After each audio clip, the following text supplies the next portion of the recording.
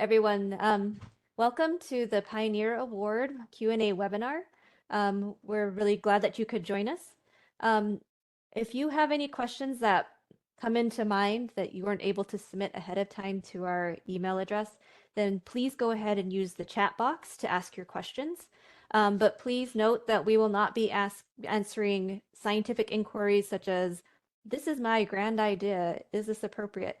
Those we ask that you please reach out to us at our regular mailbox at pioneerawards@mail.nih.gov, and we will answer those types of inquiries there. But if you have more general questions that we can answer that will be of broader applicability and interest to the audience, then please go ahead and put that in the chat, and we will answer those questions as we are able to. So once again, please submit your questions in the chat box. If you need to ask us additional questions, there's the email address. And we are recording this, and we will be posting this along with the slides. All of this material will be posted on our website at commonfund.nih.gov/pioneer. So you can go there a week or two after this webinar and view it and download the information there as well. But please go to our website. It's got a lot of information. It has application guidance. It has frequently asked questions. And it has so much information on there that I think will be really useful to you, including example applications if you're interested in seeing what others have done before you. So I'd like to introduce our panelists for today. Trish Slabowski is the program leader for the High Risk, High Reward Research Program and oversees the Pioneer Award. So she will be talking with us, as well as Jim Lee, who is the Scientific Review Officer overseeing the Pioneer Award, and he's with the Center for Scientific Review. I'm Becky Miller. I'm a program officer for the Early Independence Award and part of the HRHR program, as well as Ellie Murcia, who is our program specialist, also overseeing the HRHR program. So with that, I'm going to let Trish lead the way. Thanks, Becky. You can hear me okay? All right, great. So thanks for clicking in this afternoon. We're here to talk about the Pioneer Awards, but at the same time, I wanted to give you just a tiny bit of background about where this program sits at NIH. We are in the Office of the Director, and we're in, you can read down there at the bottom on the slide, we're in the Office of Strategic Coordination. We run the NIH Common Fund. On the slide is a list of all of the current Common Fund programs, and the science is all over the place. As you can see, we go from the 4-dimensional nucleome. We have a human microbiome program. We have, let's see what else. So, we have global health, extracellular RNA communication, all kinds of different programs. And importantly, you can see that maybe if you take a look on our webpage and look at these programs, they could provide a really nice resource for some of your science. And the next click, you can see that we have funding opportunities for some of these at various different times of the year, but we also have access to really high-end instrumentation like transformative high-resolution cryo-electron microscopy program, databases, so many databases of really important information that can be used for your projects, reagents, protocols, all sorts of things. But so, in your spare time, you can take a look at that. But for today, what we're going to look at is the High Risk, High Reward Research Program, which we call HRHR. Sometimes we call it HAR, but we'll stick with HRHR today. And under that, there are 4 different award programs that we administer. Today, we're going to talk about that top one, the Pioneer Award. So on the next slide, this is just the graphic for the 4 award programs. And importantly, these programs support research scientists at all career stages. The Pioneer is, or we're going to talk about new innovators, which are early stage investigators. The Transformative Research Award is open to researchers at all career stages. And the Early Independence Award, also known as the Skip the Postdoc Award, is obviously for earlier career scientists. But importantly, for all four of these programs, the applicants, the successful applicants, the awardees, will have to propose outstanding, high risk, and really high impact research projects. And the next, these are open annually.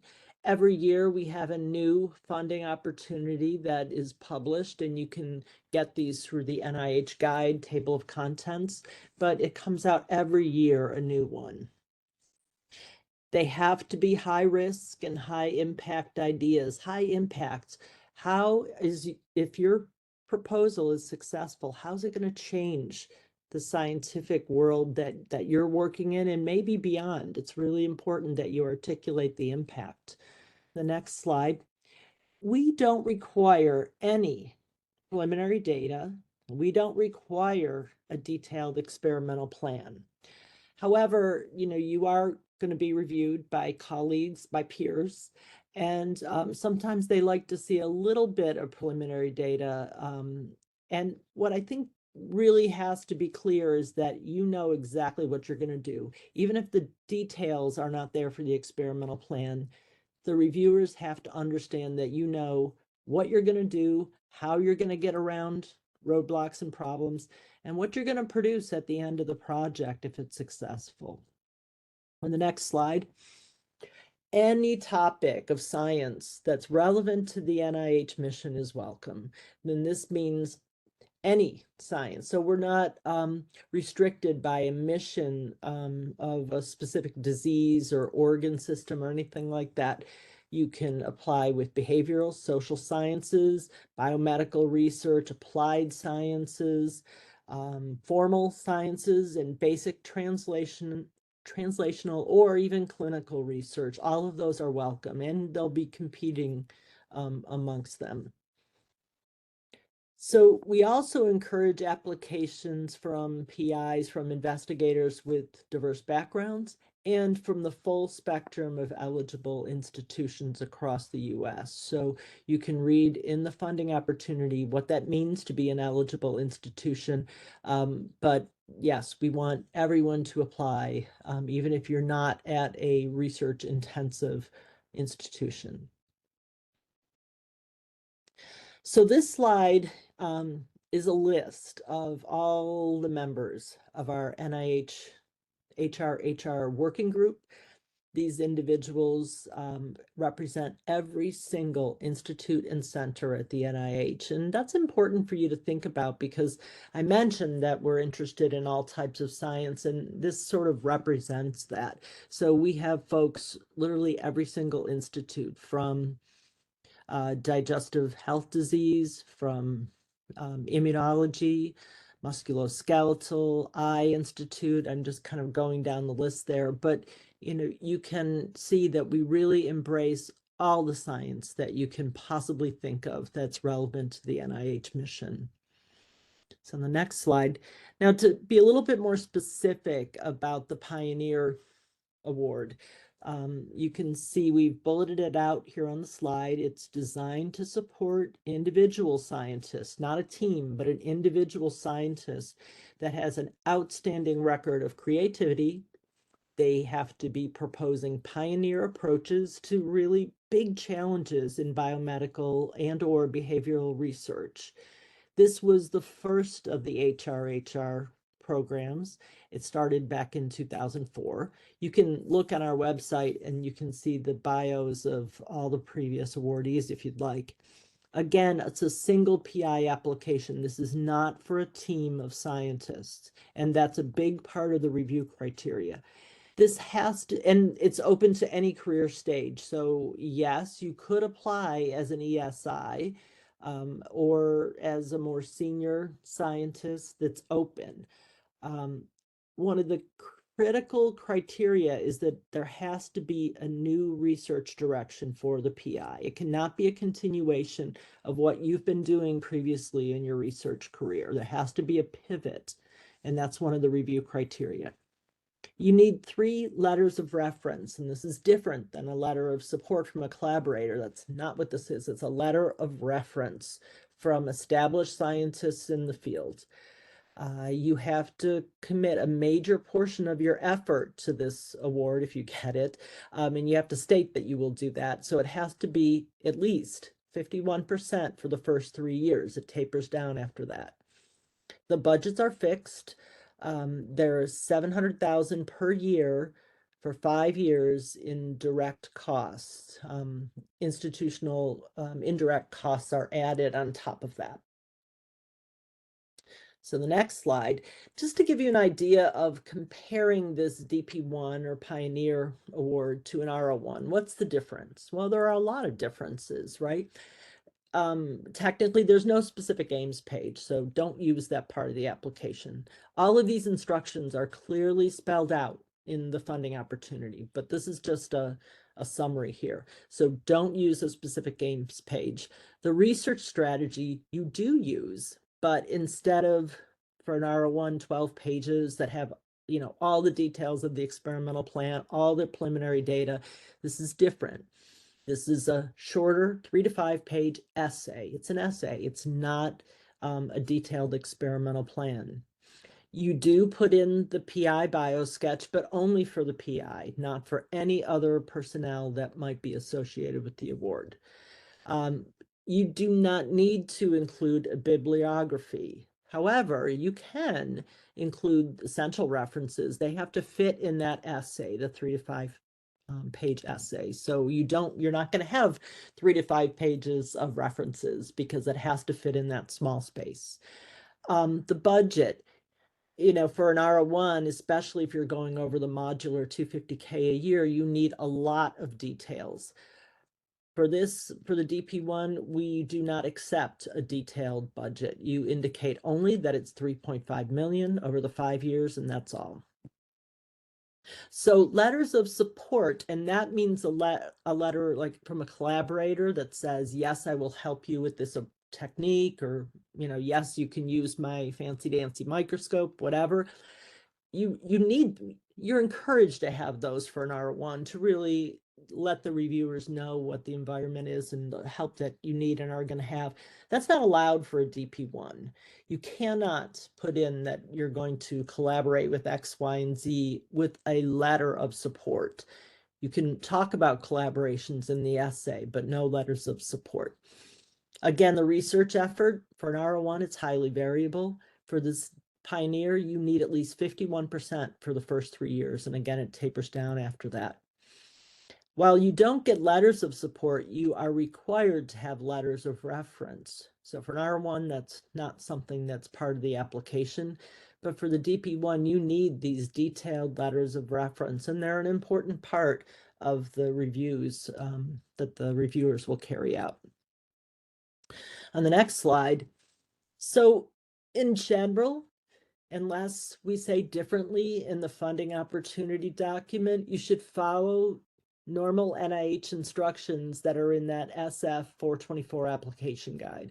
And you can Google that and find the guide online. It's very helpful. So that means that if you're using things like vertebrate animals, you need to have a vertebrate animal section. Same thing for human subjects, authentication of key biological, chemical resources, etc. As a reminder, those documents are not going to derive the priority score from the reviewers, but they need to be there. It's part of the application. So do the best you can to complete that, but reviewers are told, and they should keep in mind, that maybe you don't have all the details yet. But if you say you're going to use, for example, mouse models in your research essay, you need to have a vertebrate animal section. Okay, on the next slide. So this is what you need to include in that 3 to 5 page essay. And these are the actual subheadings that you want to use. First, what is the project science area? Jim is going to say a little bit more about that, but you need to include that right up top. You need a descriptive project title, and cute, pithy titles are okay, but people have to really get an idea of what's the area of the application from your title. You need a project description. So what's important here? Why is it innovative? You don't need preliminary data, but you can include them if you want to. Then you actually write out very clearly that in order to comply with the funding opportunity, you're not including a detailed experimental plan, and extensive preliminary data are not being provided. You can write that right down in there. It's a nice, gentle reminder to the reviewers that they shouldn't expect to see it. But you really do need to provide really compelling evidence that you've thought deeply about this proposal, and you're going to pursue the science in a very robust and rigorous approach. The fourth bullet down, your innovativeness. So you provide history, evidence of your history that you have been innovative in the past. You developed something really important that zillions of scientists all over the world are using. I don't know. You tell the reviewers why you, as the PI, have an innovative track record.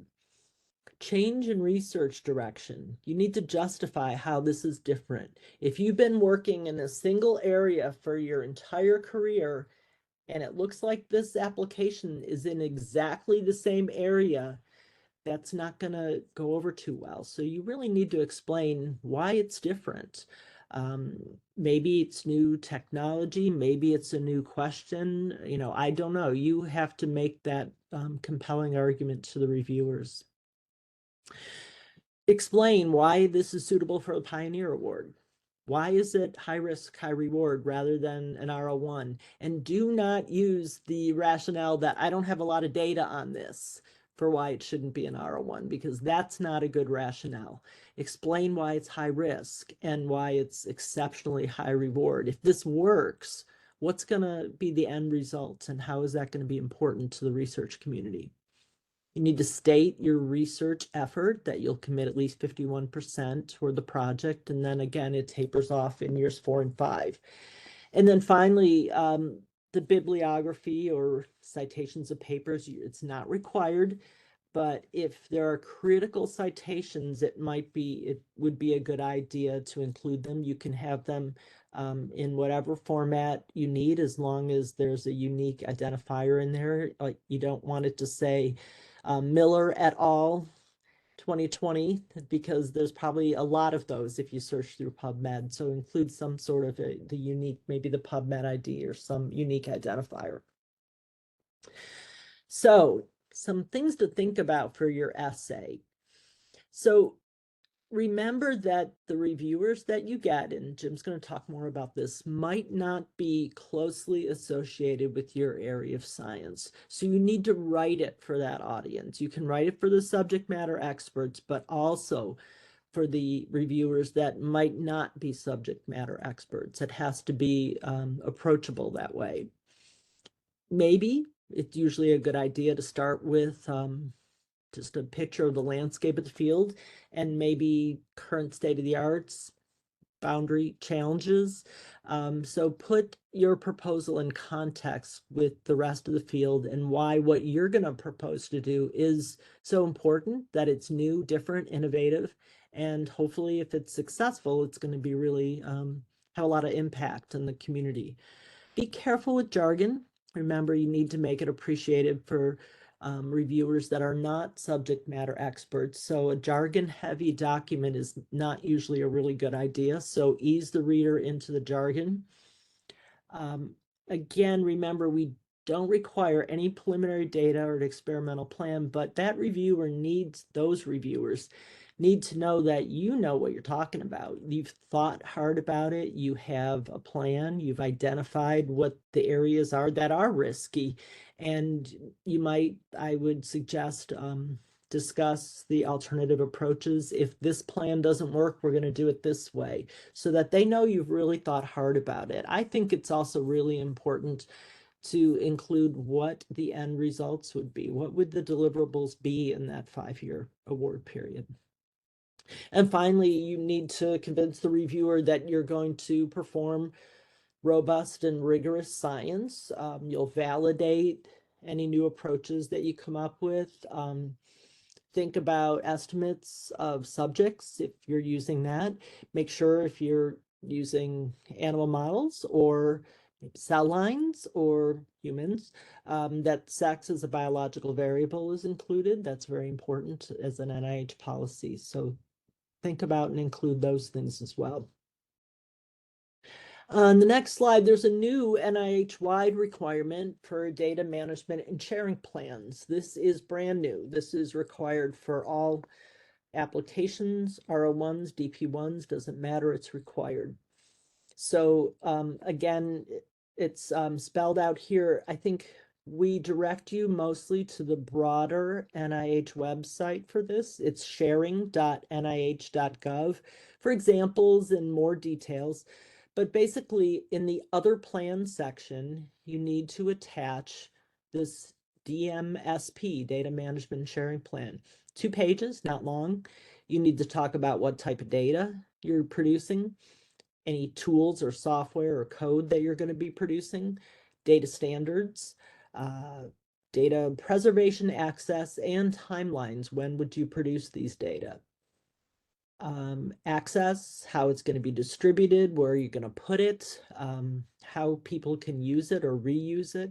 And then again, oversight of this data management.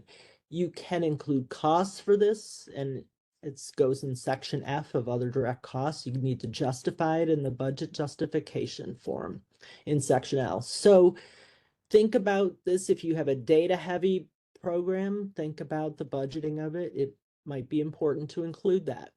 So the budget will be looked at by reviewers. It does not drive the score, but it will be looked at, and it'll be reviewed by NIH program staff. If an award is made, adjustments might happen through the usual just-in-time JIT process. And then eventually this becomes part of the terms and conditions of the award that is in the notice of the award. So it's a new plan that everyone across NIH is getting used to, and you will be too. And it's still kind of in process, but go to sharing.nih.gov for more information. It's not specific to the Pioneer Award. That's important. It's an NIH-wide policy. Okay, the next slide, I'm going to hand it over to Jim for this to talk about the review. Thanks, Trish. So, so my name is Jim Lee. I'm one of the scientific review officer at NIH Center for Scientific Review. So I will manage the review process for the upcoming Pioneer program this round. First thing, this is an overview of the Pioneer review process. This is essentially the same process we've been using for the past 10 plus years. First thing I want to remind everyone is the application is due September 8th. Just make sure to work with your signing official sponsored research.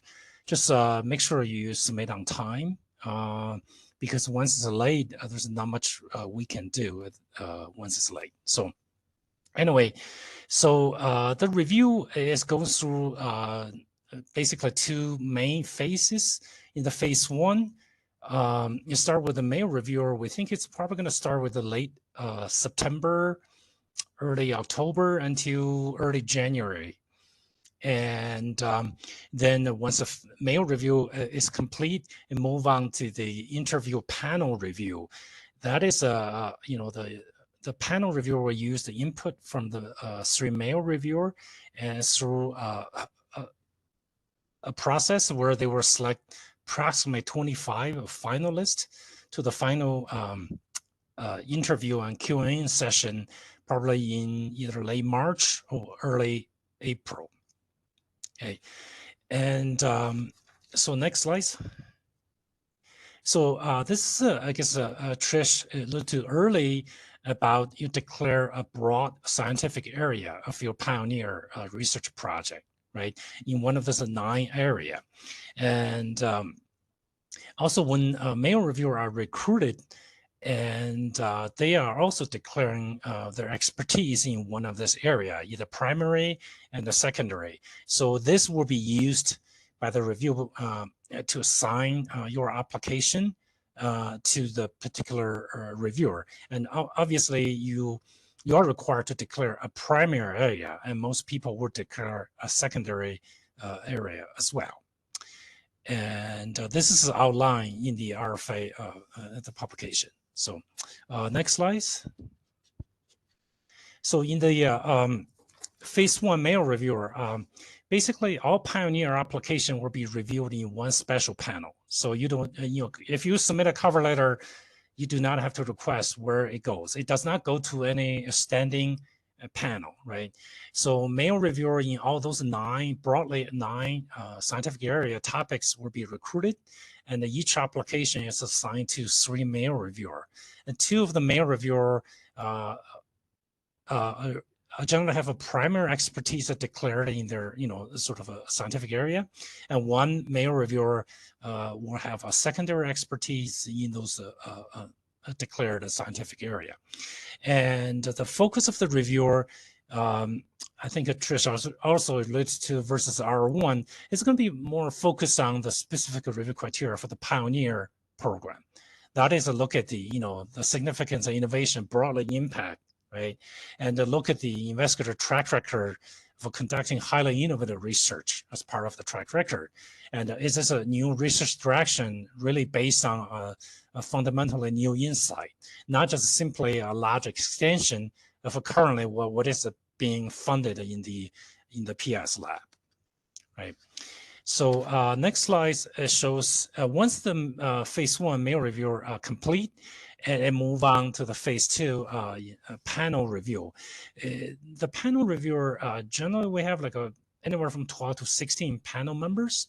It's a group of scientists with a diverse scientific background that cover all the scientific area, and they are known for their broad scientific perspective. Will conduct the second phase review. And the way they works is they were heavily rely on the mail reviewer input, and they will select about 25 finalists that deemed to be the most high risk, high reward type of a Pioneer, most suitable for the Pioneer program. We'll have a interview and a panel discussion and Q&A, probably in late March or early next April. Okay. Next slide. Okay, so what is the focus on the final interview sort of consideration, right? It's a really, as I alluded to earlier, when the mail reviewer look at what is the specific Pioneer review program, it's the PI as an individual with a really, outstanding track record of doing exceptional, has scientific creativity, doing highly innovative research, does the project really have, if it's successful, has a potential for broad impact. It's a really, does the project represent, a new research direction, very different from those already being pursued in PS lab or some other places, right? And the emphasis will be really on the investigator's track record, and also is this a really highly innovative research, right? And potentially for broad impact if successful. This is really not for a simple extension of the project currently supported by a more conventional R1 funding mechanism, right?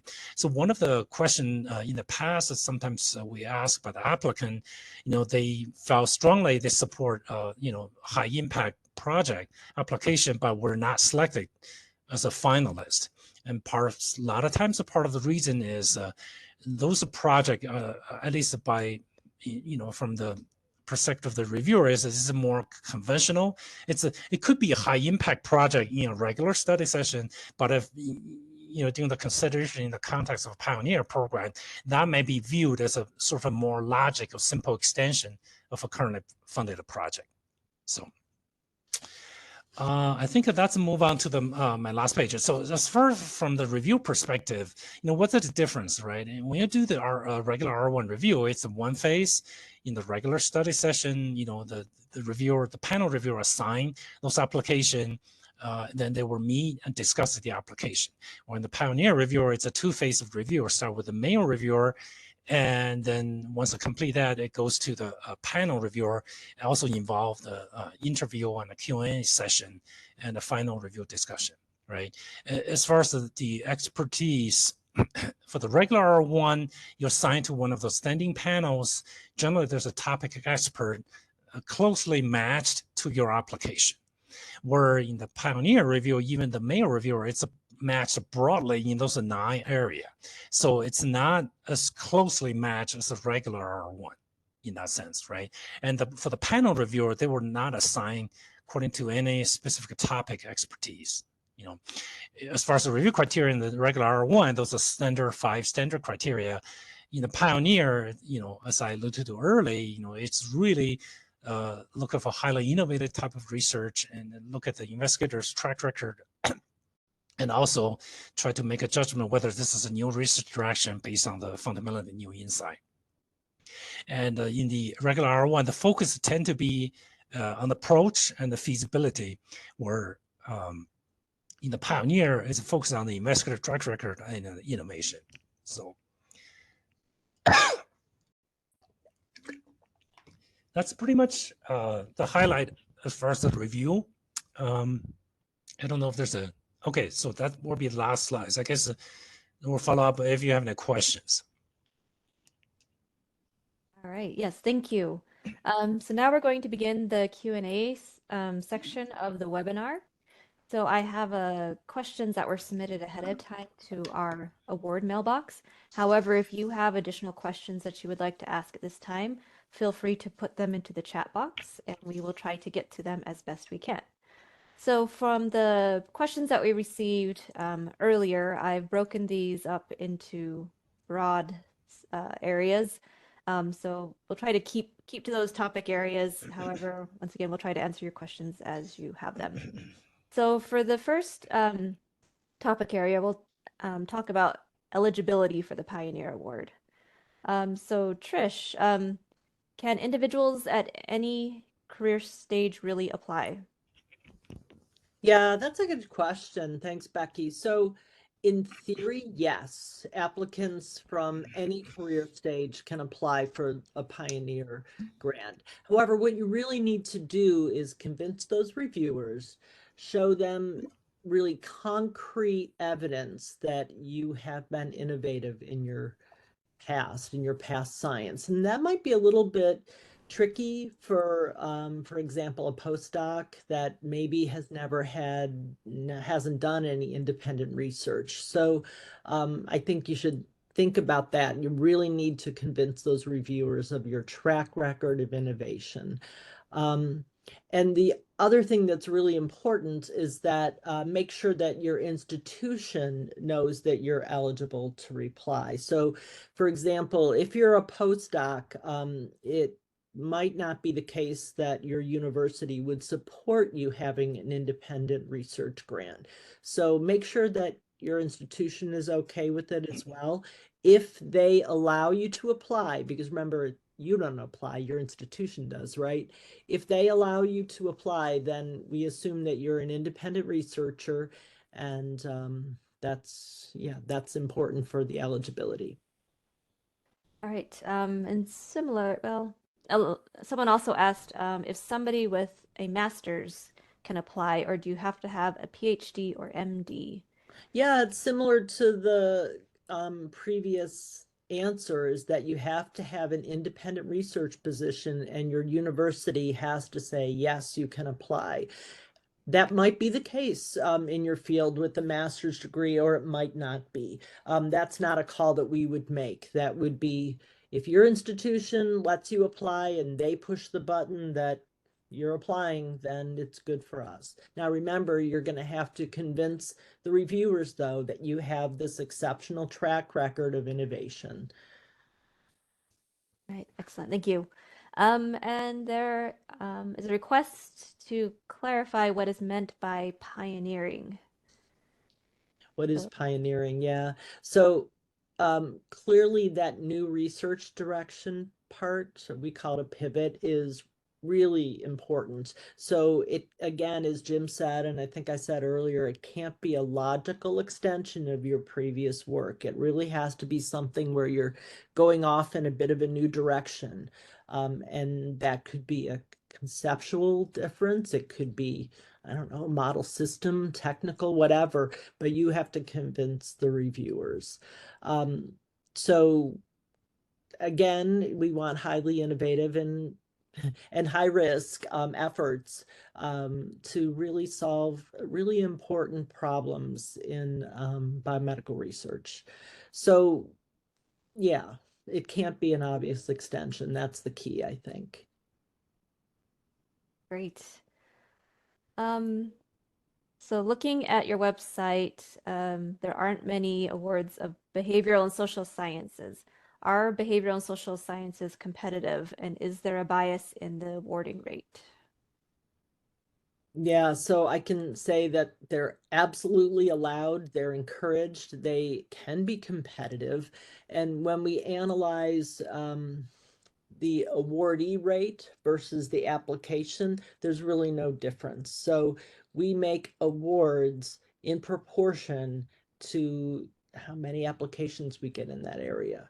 We're really strongly trying to encourage more applications from behavioral social sciences. So please, if you're thinking about it, don't hesitate due to that. We also have some flexibility after the fact. We can look for scientific diversity in the research portfolio of the program. So, you know, sometimes it can be a good thing that your science is not the same thing that we've been funding in the past. Excellent. Okay. And are there special considerations if you are an early stage investigator or a new investigator?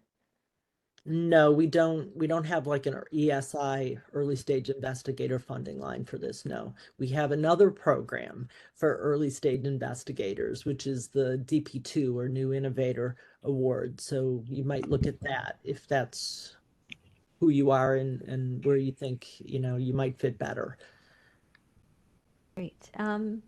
Are smaller institutions or institutions that are not research intensive competitive for this award? Yes, absolutely. And again, we not only are they eligible, but we welcome them. We're hoping that we can get more. So please don't hesitate to apply based on that.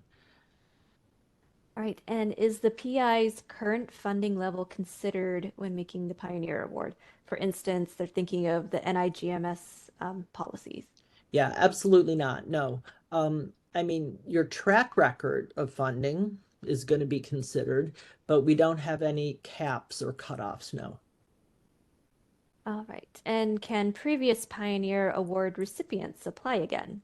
Sure, we welcome it. If you have another idea that is that, you know, high risk and highly innovative and high impact, sure, yes, apply again. And what type of publication track record is advised for applicants? Well, I think reviewers will look for a strong and consistent publication track record. If you have, you know, a 10-year gap, that would be noticed. They'll look for, it's not only that you would have publications in those high impact magazine type journals, but they would want a strong publication track record. You should point out things that are exceptionally innovative or impactful. I think any of those things are really important. So yes, look at annotating your publications in that way to emphasize ones that are exceptionally innovative. I think it's good. All right. And do pre-existing publications on a research topic preclude consideration of the topic for a DP1, even if they are few and perhaps basic? Now, that's a tricky one because you really need to convince the reviewers that this is a change in direction. So if you have, well, you said only a few and perhaps basic, but if you have a track record in that area of research, you need to articulate how this is different. So those pre-existing publications is not going to preclude consideration of the topic, but you're going to have to articulate how it's a change because it might not be obvious that it's a change. Can I resubmit an earlier unsuccessful application? Um, Yes and no. It's not a resubmission the way you would think about resubmitting an R01, right, with an introduction and a response to review. So no, it's not a resubmission, but you can submit again and again, making changes, hopefully, in the area that need to based on the reviewer's comments. So you can submit another new application, but it's not a resubmission. All right. And are foreign investigators allowed to be part of an application with US investigators? Well, no, because it's a single PI application. You can be you don't need US citizenship to apply, but your position, your research position has to be at a US institution. I think that's what they're asking. I'm not 100% sure. Yeah, and But it's just to not a clarify too, team, it's one. it's one. However, you Yeah. can fund collaborators and foreign components with Oh, your yes, grant. yes, I'm sorry, yes. It could be part of a collaborative team, and yes, that can be funded. It will need, a little bit of extra State Department clearance, and there are extra policies around that, yes. But yeah, okay. I didn't understand what they meant by that. Yeah. Thanks, Becky. And is clinical research welcome in the program, and is it underrepresented? And can the clinical applications be competitive? Well, it's more than welcome, and it's definitely competitive. Um, yes, bring it on. I don't know that it's underrepresented. I think, again, we have made awards in pretty much the same proportion that we get the applications. I think importantly, though, when you think about the high risk aspect of the application, you need to not have risk to those human subjects in the clinical research. So you'd still need to propose, safety for every aspect of that. If you're going to propose a clinical trial, we have a list on our website. You need to figure out which institute or center would be the most, and you can email me about it, but would be the most topic relevant to what you're talking about. So say if you're doing something on, I don't know, cancer in some area, right? So you would go to NCI, we have a list on our website. You'd go to the National Cancer Institute and see what their policies are for clinical trials in that space, because they would be the ones that would be helping us administer the award if the award's made. Yeah. Okay. And are there certain topic areas that are encouraged for the Pioneer Award?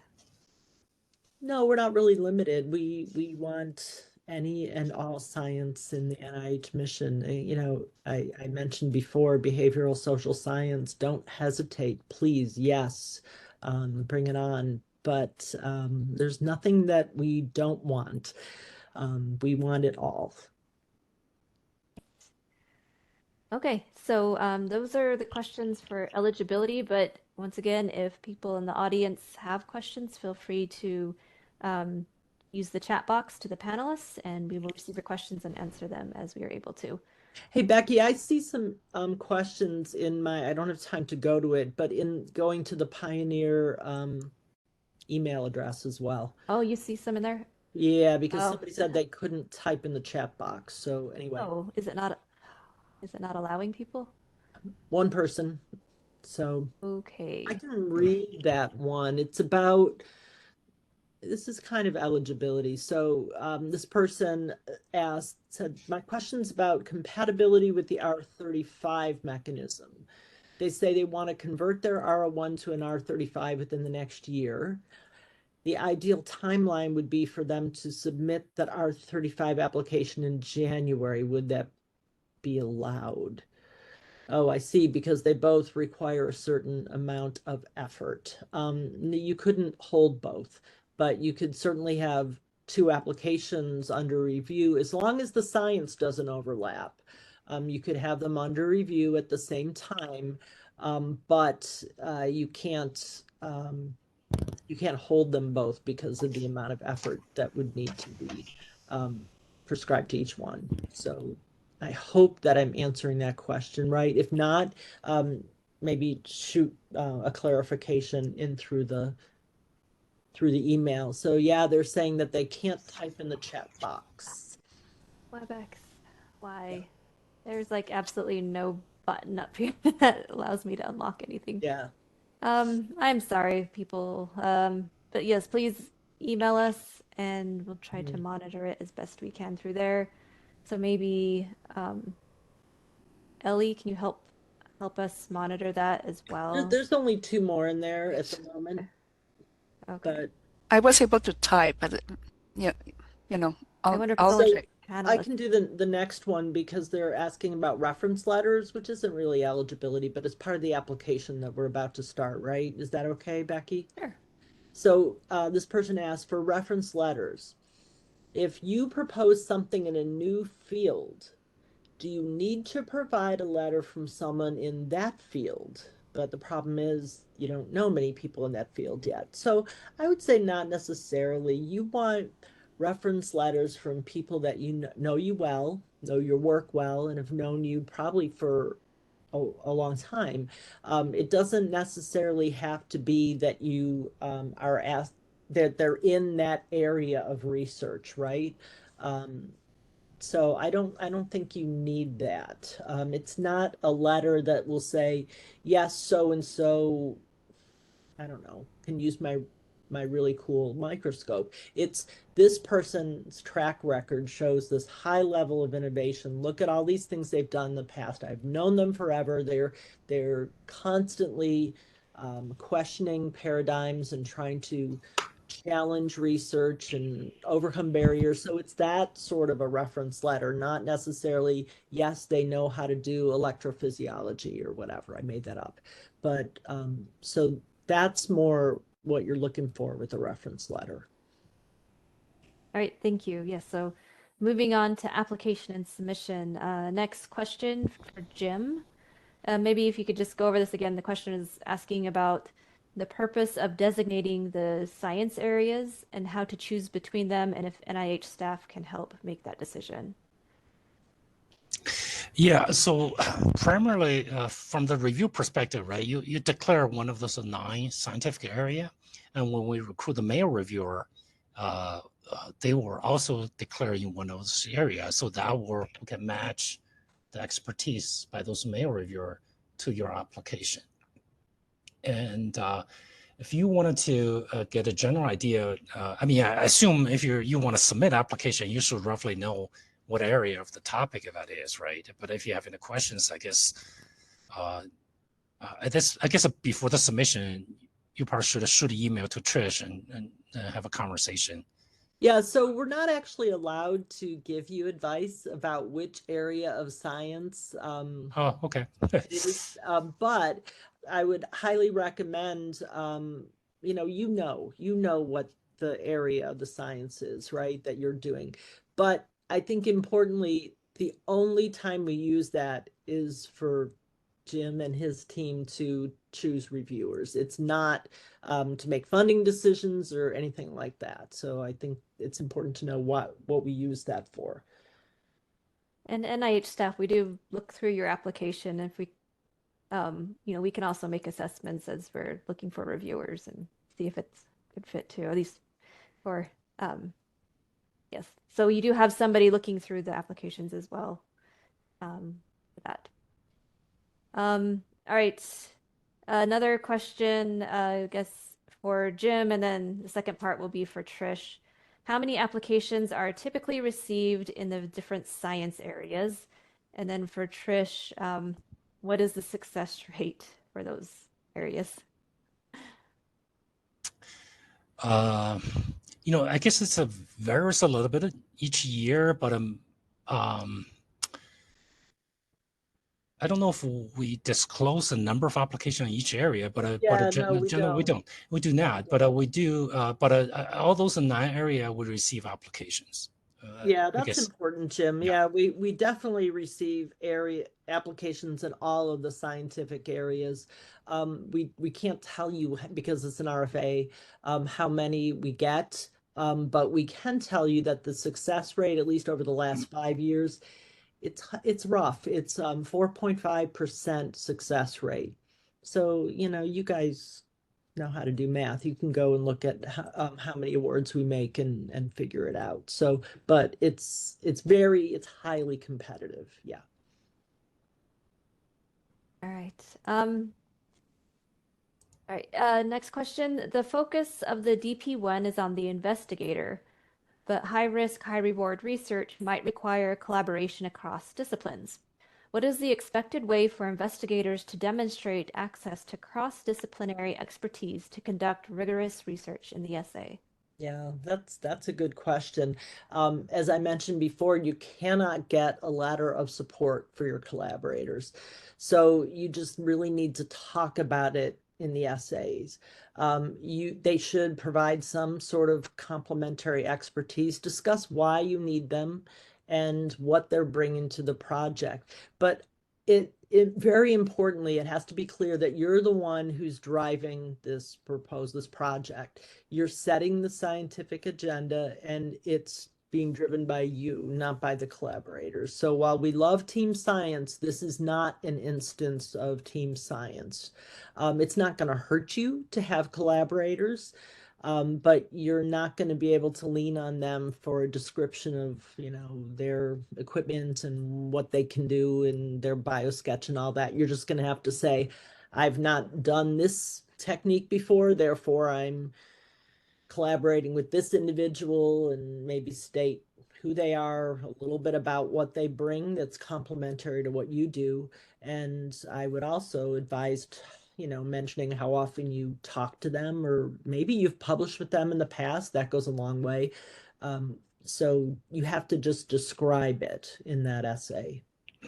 Yeah, I think from the review perspective, it has to be clear to the reviewer that you as an applicant is really the intellectual driver for the project, right? You could have somebody complementary in certain part of the thing, but you have to be the primary. But if you perceive it to be just not there, then generally the review result won't be very good. Yep. Do successful proposals bridge research areas and topics that have not previously been connected?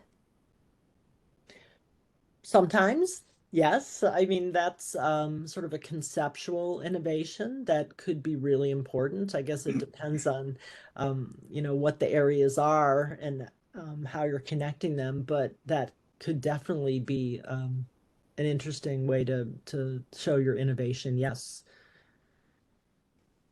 All right, and also for you, Trish, preliminary data are not required, but are they really expected? And what is the balance between not having enough data and having too much? Yeah, well, you can't have too much because you are limited by the length of the essay, right? You know, 5 pages, you're not going to be able to have 5 pages of preliminary data because you need to have a lot of that other items that I mentioned before. I think really the key is that the reviewers understand that you have thought deeply about it and you have a plan and you've thought about alternatives. Make sure to address alternatives. You have a hypothesis that you're testing, right? But it's really about convincing the reviewers that you've thought about it deeply, I think. Yeah, I think from the review perspective, I guess it's just pretending, I mean, you as an applicant, but pretending if you're the reviewer, I mean, what type of application you think? If you have too many preliminary data, then that's essentially a more of like consider more established area in your lab. Then that's not a pioneer program, sort of the goal, right? So you probably have some minimum that's generally expected, and then go from there. Yeah, and I don't think there's a general answer that I can say. If you have three pieces of preliminary data, that's good. 2 is not enough and 4 is too much. You know, I can't answer that. It would be things that maybe you would decide you want to include because of feasibility aspects or something like that. I don't know. Also for you, Trish, can I submit 2 applications to this funding opportunity? No. And can I apply for funding outside the NIH on the same research topic? Sure. Sure. You cannot apply within the NIH on the same scientific research topic, right? So you can't have scientific overlap, but you can apply to, I don't know, NSF, DOD, whatever. If an award is made outside where there turns out there's going to be overlap and you're going to get a Pioneer Award, there might be a problem, and that's something that we work out, after those choices are made. And it might mean that you would have to turn back one of the awards, but I can't answer that without all the details. We have some questions in the inbox, and here's one. Can I submit an Go ahead. application from my current institution that I might be moving to a different institution and my collaborators will be different? And would I need to explain that in my essay? That's tricky. Yeah. You remember when you're applying, you are applying as an individual, but it's your institution that is applying. So if you're at University of the Right Hand, then that university actually is the one that receives the award. If you know already that you're moving to a different institution, I would talk to the new place and see if they could submit the application for you, because otherwise, that can get really tricky, because if you then move to the University of the Left Hand, the award would need to be transferred and the right hand would have to agree to release it, which, they usually do. The issue about the collaborators, I could see that hurting you in review, frankly, if you're not there yet and you talk about that you might, I don't know, might use somebody's fancy microscope down the line, but you don't really know them and you have no history with them. So you would need to really be able to articulate that clearly to convince the reviewers. But I think moving institutions, if you know you're going to the left hand, then get the left hand institution to submit it for you. I hope that made sense. I didn't want to use actual states or names of places.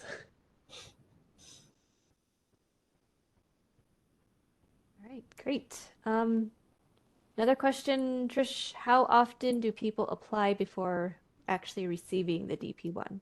Oh, it's all over the place, right? Sometimes people get it on their first shot. Sometimes people apply 2, 3, 4, 5 times and never get it. So I can't answer that. I don't know. It's very common that we see people submit more than once, though, if that helps.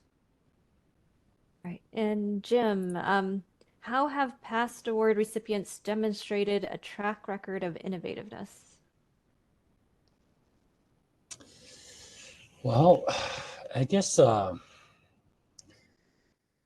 don't know if there's like a black and white answer in that. It's really up to the reviewer. You submit a list of the work you did in the past, and they have to make a judgment to convince them that it's truly you're doing some sort of cutting edge.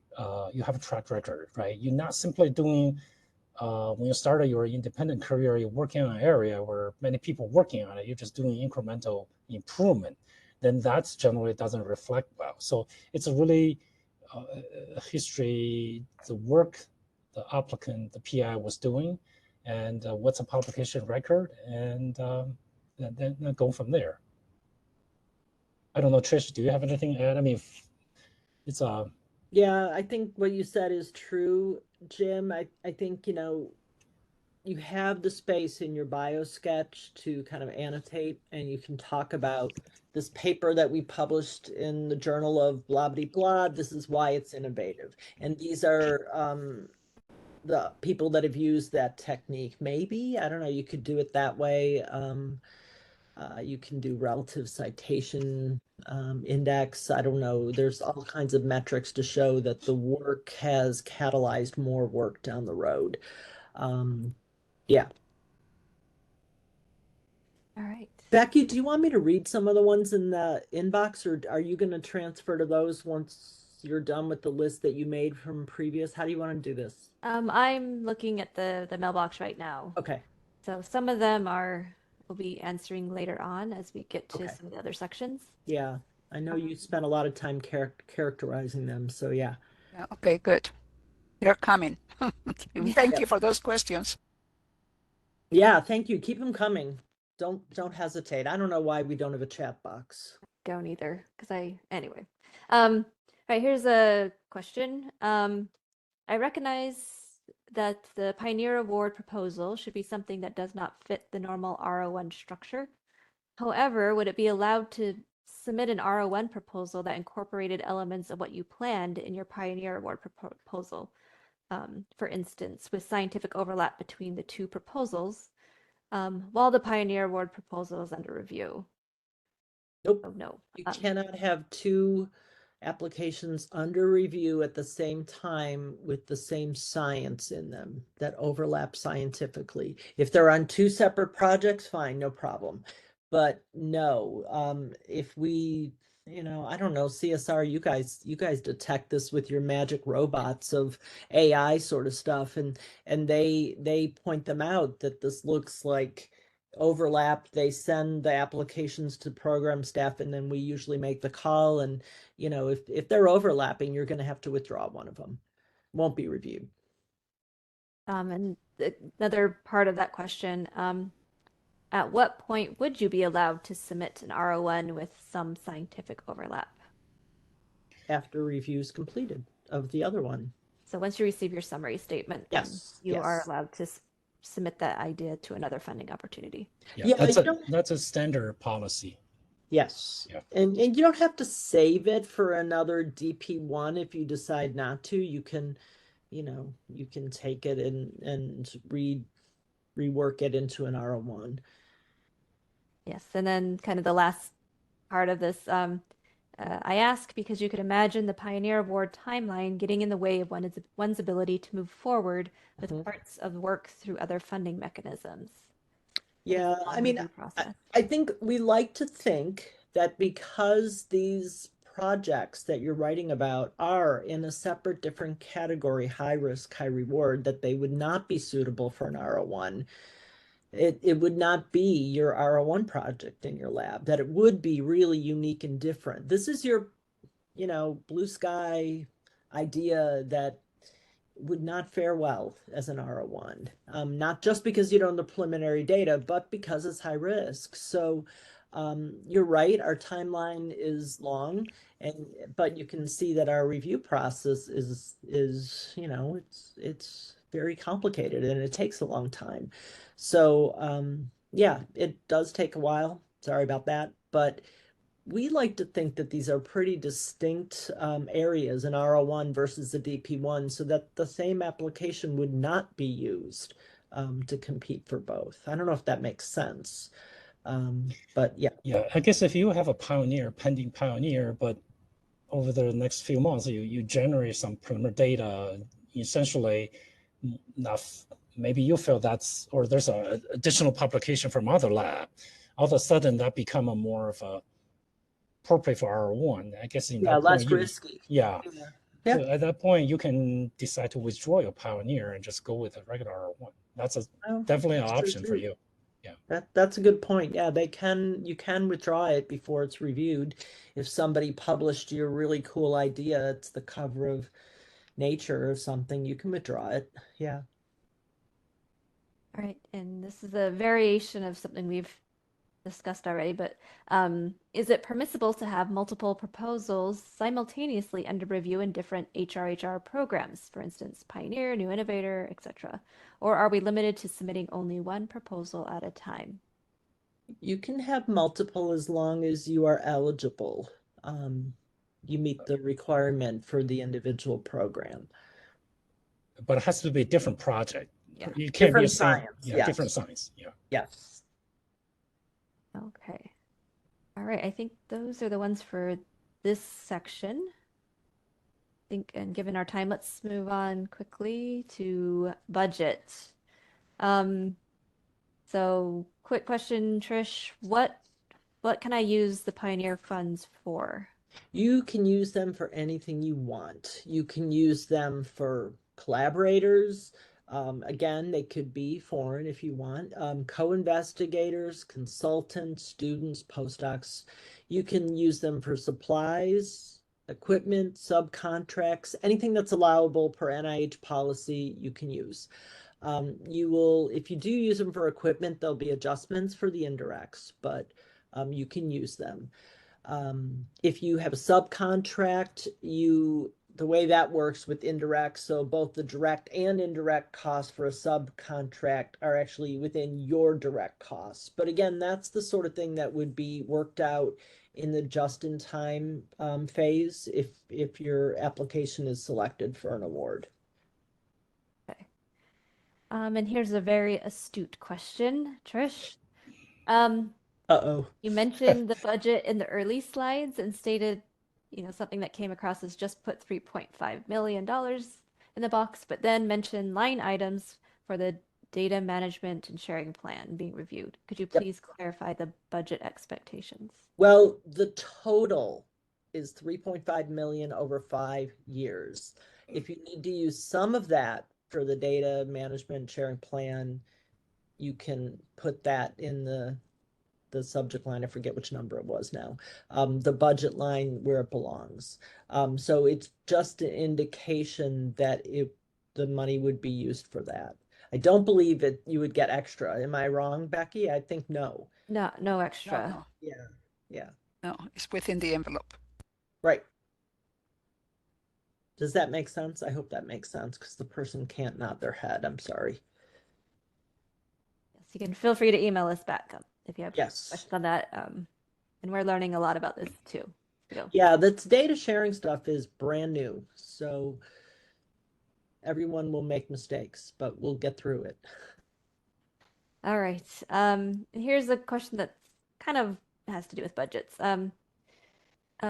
So they put 500,000. So I think they meant 700,000 is not a lot for pilot clinical trials. So do most awards avoid human subjects? I don't think so. I mean, I think we get several every year. We get plenty of clinical trial applications that can do the work for 700. You can also mention that you have other sources. I mean, you can't have scientific overlap, but you might have other sources of supplemental funding. I don't know. I mean, you're right. If the project cannot be done with this budget, I'm not sure that it would review well, frankly. If you're going to say that you're going to do 5,000 subjects, maybe it's not enough. Yeah, but a human subject and clinical trial are two different things, right? Clinical trial is on top of the human subject, so it could have a simple human subject research that's within this 700K budget. Yes, for sure. Yeah. Great. All right. All right, that's for later. All right. So those are budget questions. Let's go ahead and move on to letters of reference. And we do have quite a few questions about letters of reference. All right. So Trish, from whom should I ask for letters of reference? Yeah, so you want somebody who knows you well. You want someone, think about if you were applying for a job, maybe, but they should be able to address your scientific leadership management skills, right? And how you are qualified to conduct your successful independent research career, how you've done in the past and your successes.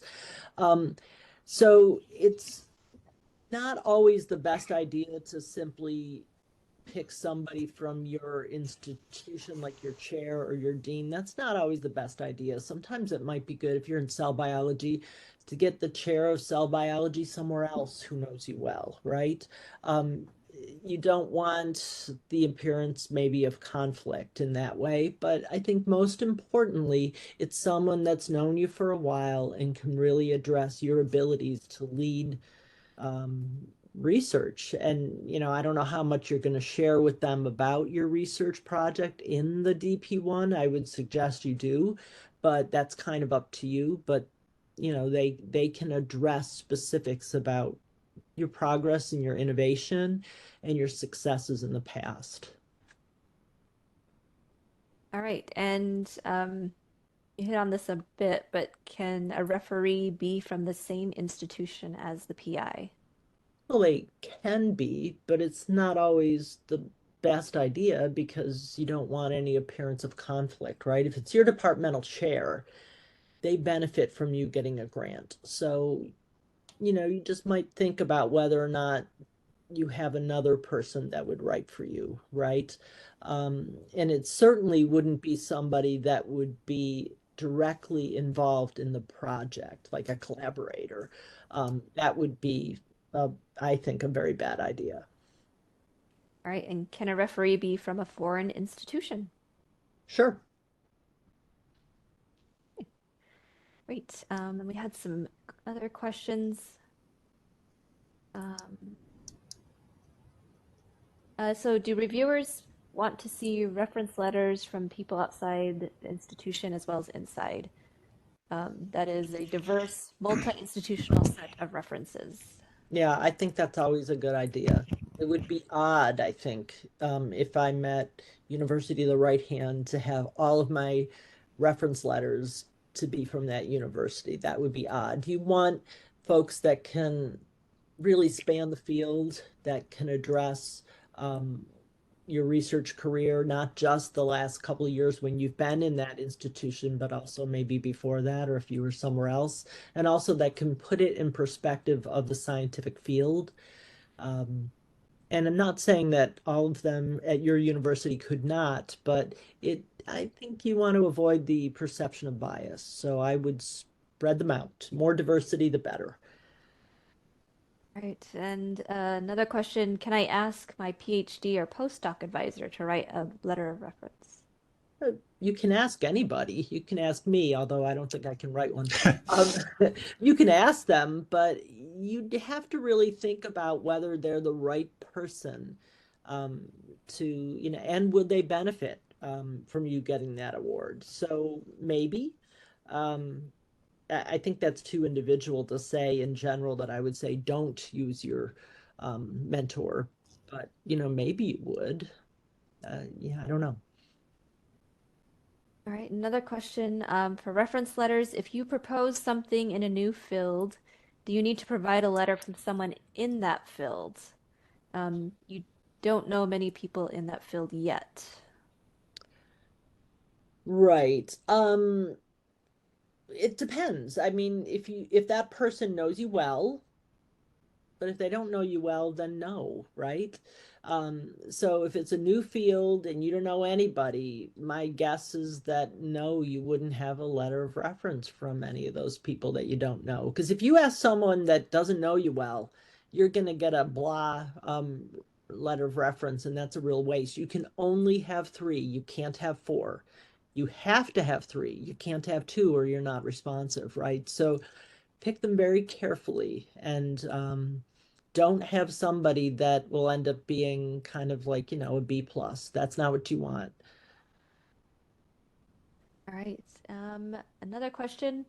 Should letter writers be professors or are, quote, lower ranks okay? What are the titles of referees for successful applicants? Oh, I think it can be all over the place, but you do want a person that has been in the field long enough that can really evaluate your work with reference to the field. So if you're thinking about, you want one of your former students to write, it would really depend on where they were in their research career because they need to have that experience that they can evaluate your work with reference to the field. So, think about those things more than what their title is. It doesn't always have to be even from academia. There might be people in biotech and industry or whatever that could be wonderful reference letter writers.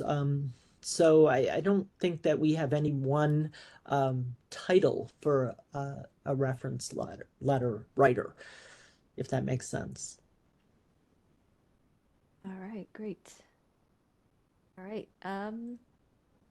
That's it for that section, but now we move on to review. Do have some questions about this. So Jim, given the three-phase process, are summary statements released after each phase, or are they all released at the end of the review process?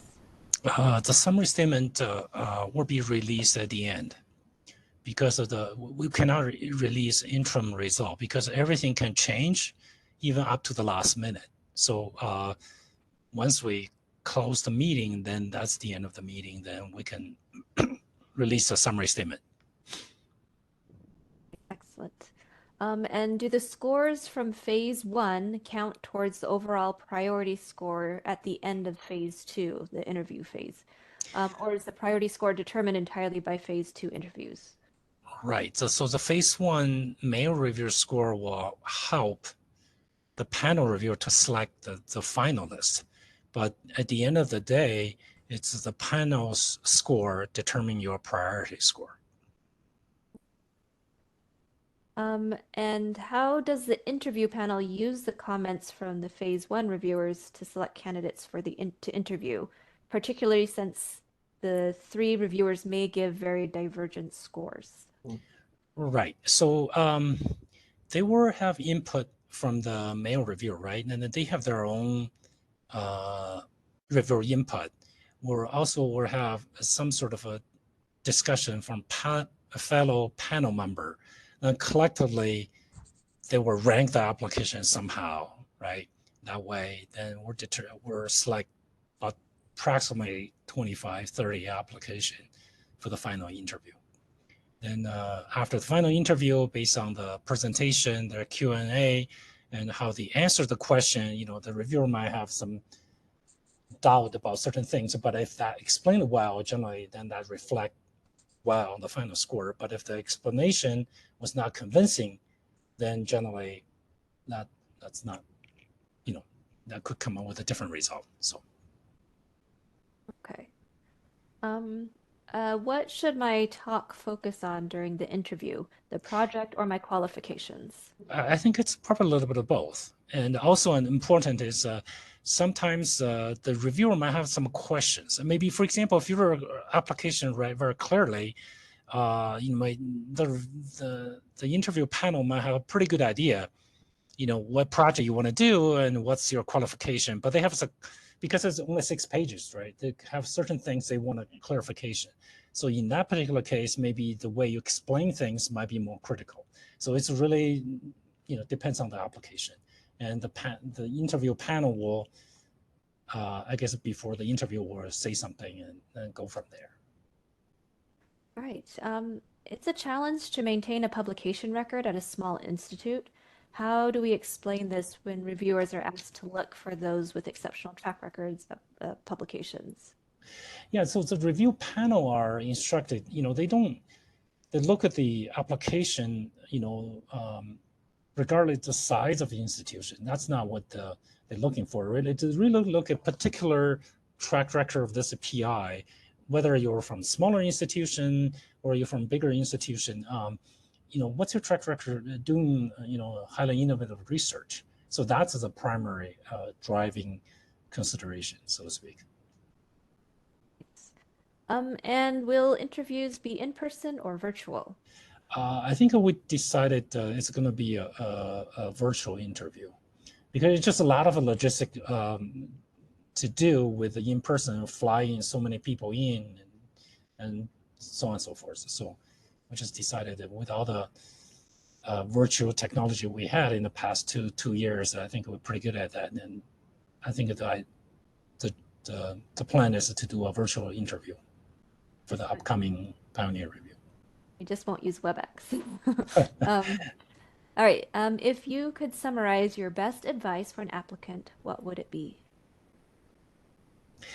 I would say you look at the instruction, make sure you follow the instruction, right? For example, serve references, right? You can't have 2, you can't have 4. So just make sure everything, at least you do correctly.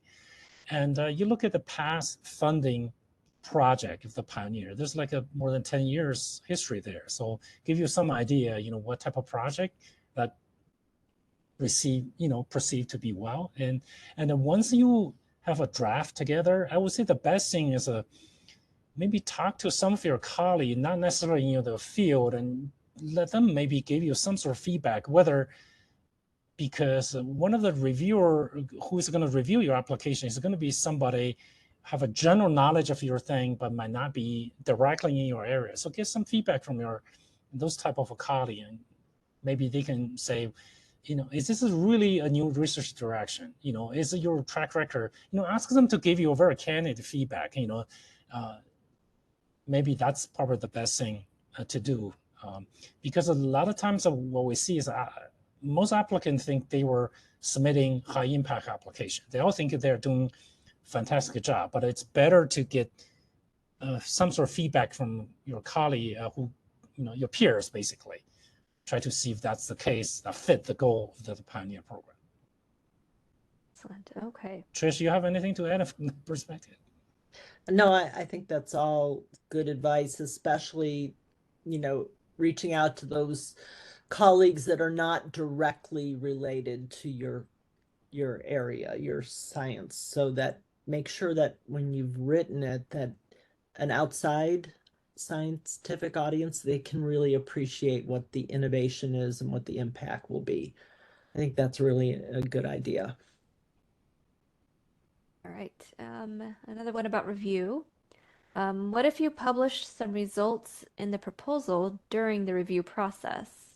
Oh, is it still considered as a pioneering proposal? So I guess I think either it depends on the degree, right? If you publish essentially, if it's perceived to be half essentially already done, then I think if the reviewer become aware of that publication, then I think it's not going to be reflect well on the review, right? So, but if it's just a peripheral, some kind of a supporting publication, then I think that's probably okay. So it really depends. It's not depends on the situation, I would say. And remember, one of the weird things about an RFA is that we cannot take information that, in fact, you did publish maybe some of the preliminary results that would be supportive and not keep it from being pioneering. We can't, like you could for an R1, you can let them know we got this paper published. Can't do that for the Pioneer. It stands on where you are when you submit the application. Now, that doesn't mean that the reviewers can't Google and look for stuff, but they're not supposed to. I don't know, Jim, is that really true? I mean, they're not encouraged to, but, Yeah, they not can't encourage keep it. them from doing it. Right. But we can't really say you cannot. I mean, if they do it, they don't, So think about it this way. When you are, as a reviewer, how you would make that situation and flip that and see what's the best way to deal with it. Yeah. All right. My question is whether references could be included as PubMed ID numbers with a hyperlink so reviewers can directly gain access to key papers. So you can have a PubMed ID, but don't put the hyperlink in. Yeah, it's a general policy. NIH does not allow. I think the only hyperlink allowed is in the BioSketch, but other than that, other places like your own lab or something, generally that's not allowed. Yeah. But you can use PubMed ID because you have a short amount of space. It could be Miller et al. And I'm picking on Becky because her last name is, we have many Millers, at least on our working group. So it could be Miller et al. 2020 and then the PubMed ID. That way there's a unique identifier. Just don't hyperlink it. If they want to find it, they can do it without clicking. They can copy paste. Great. All right, Trish, this one's off the review, but this is for you. I have a question about innovativeness. I have extended preclinical experience in the particular scientific area. In this project, I want to go to clinical diagnosis and clinical trials. This diagnosis does not exist. I expect that it will be completely new with many challenges and high impact. Oh, is this considered a pioneering project? Sounds pioneering to me. I think you're going to need to convince the reviewers, of course, but with that little bit of information you gave us, yeah, I think so. And if your expertise is really in the preclinical space, then this does represent a change in research direction. So, yeah. All right. I think those are the emails that we've received. I think we went through the questions we received earlier. So I guess this is last call. If anyone has any further questions, please email us at pioneerwards@mail.nih.gov. And if you do have specific questions or would like to schedule a time to talk with Trish, please also email that mailbox and we will get back to you. If anyone see any other emails coming through. So with that, I think we will close. Thank you all for attending. Just as a reminder, the webinar recording and slides will be posted on our website at commonfund.nih.gov/pioneer. But as always, you are welcome to email us additional questions at pioneerwards@mail.nih.gov. So thank you to our panel and thank you all for attending. Thanks, Becky. Thank you, Ellie and Jim. Thank you. Bye. Bye. Bye.